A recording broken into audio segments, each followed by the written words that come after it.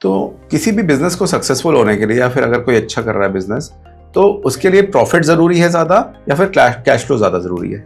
देखिए sir, profit क्या होता है? प्रॉफिट जो है एक अकाउंट्स में हम प्रॉफिट एंड लॉस मतलब इनकम और एक्सपेंसेस को माइनस करके निकालते हैं, वो प्रॉफिट आता है। तो प्रॉफिट आपको ये दिखा रहा है कि इस धंधे में आपके पास पैसा आ रहा है या नहीं आ रहा है। लेकिन सर कैश फ्लो जो है वो रियली आपको ये समझ में आता है कि आपकी जेब में क्या पैसा आ रहा है। सो हम क्या बोलते हैं भाई, जो हाथ का पैसा है वही आपका पैसा है, जो पैसा नहीं आ रहा आपके हाथ में नहीं आ रहा।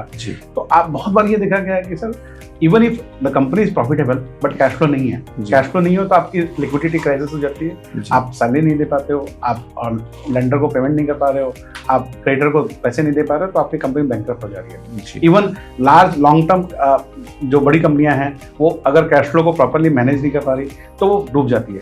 तो सर प्रॉफिट के साथ में ये इंपॉर्टेंट है कि आप वर्किंग कैपिटल को प्रॉपर मैनेज करो और वो लॉन्ग टर्म कैपिटल को, लॉन्ग टर्म जो आपका वर्किंग कैपिटल है उसको मैनेज करो और कैश फ्लो को मैनेज करो।